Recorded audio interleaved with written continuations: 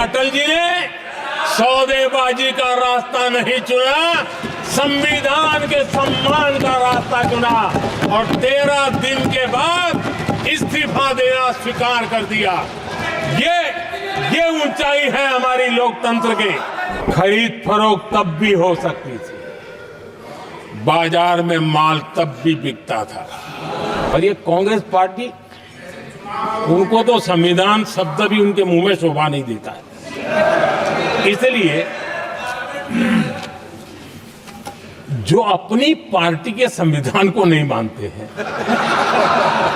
जिन्होंने अपनी पार्टी के संविधान को कभी स्वीकार नहीं किया है, क्योंकि संविधान को स्वीकार करने के लिए एक लोकतांत्रिक स्पिरिट लगता है जो जिनकी रगों में नहीं है। सत्तावाद और परिवारवाद भरा पड़ा है। अब आप देखिए जो कैसी शुरुआती कितनी गड़बड़ हुई है।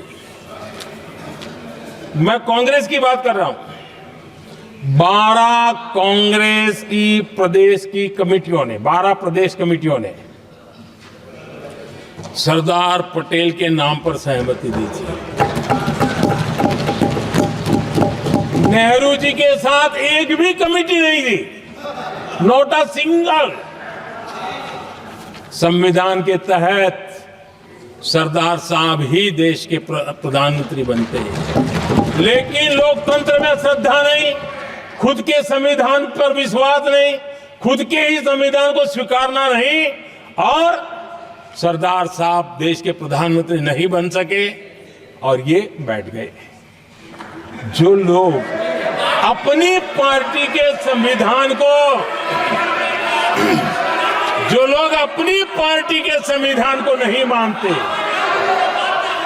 वो कैसे देश के संविधान को स्वीकार कर सकते हैं।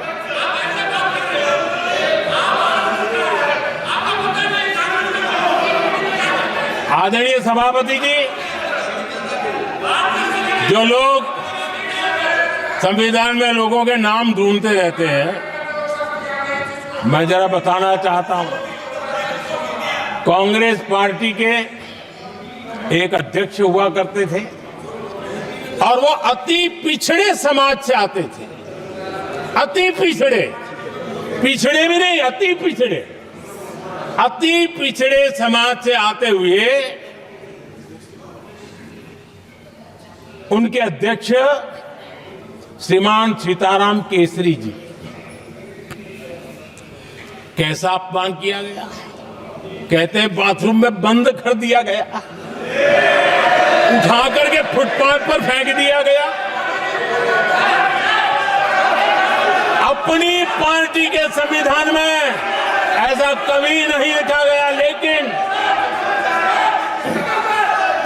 अपनी पार्टी के संविधान को न मानना, लोकतंत्र की प्रक्रिया को न मानना, और पूरी कांग्रेस पार्टी पर एक परिवार ने कब्जा कर लिया, लोकतंत्र को नकार दिया।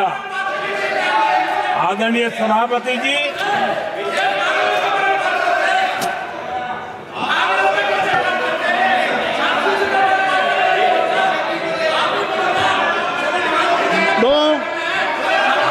सदस्यों ने क्या क्या बोला था ठीक नहीं है।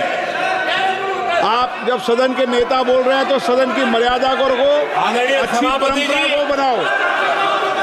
संविधान के साथ खिलवाड़ करना, संविधान के स्पिरिट को तहस नहस करना, ये कांग्रेस की रगों में रहा है।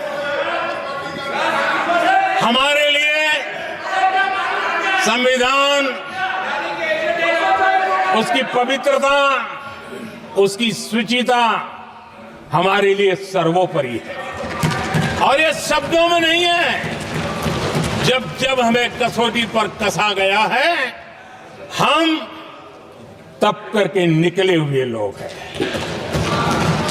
मैं उदाहरण देना चाहता हूं। 1996 में सबसे बड़े दल के रूप में भारतीय जनता पार्टी जीत करके आई, सबसे बड़ा दल था। और राष्ट्रपति जी ने संविधान की भावना तहत सबसे बड़े दल को प्रधानमंत्री के शपथ के लिए बुलाया और 13 दिन सरकार चली। अगर हमें संविधान के स्पिरिट के प्रति हमारा भावना न होती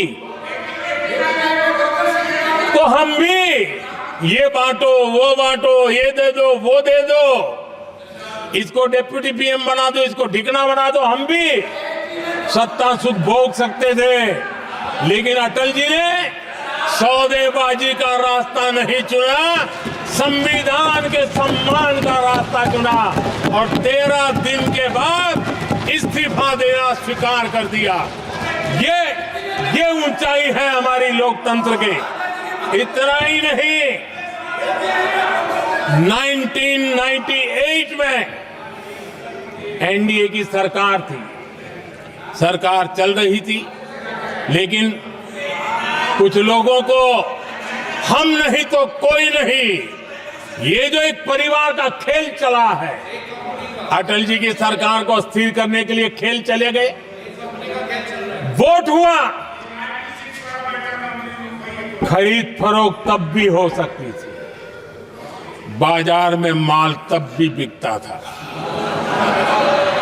लेकिन संविधान की भावना के प्रति समर्पित अटल बिहारी वाजपेयी जी की सरकार ने एक वोट से हारना पसंद किया, इस्तीफा दिया, लेकिन असंवैधानिक कोई कृत्य नहीं किया।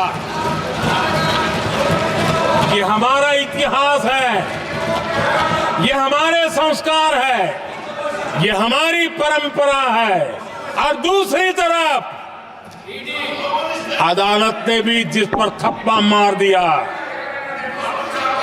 कैश फॉर वोट का कांड, एक लघुमती सरकार को बचाने के लिए संसद में नोटों के ढेर साक्ष्य के रूप में रखे गए, असंवैधानिक तरीका। सरकार बचाने के लिए भारत के लोकतंत्र की भावना को बाजार बना दिया गया।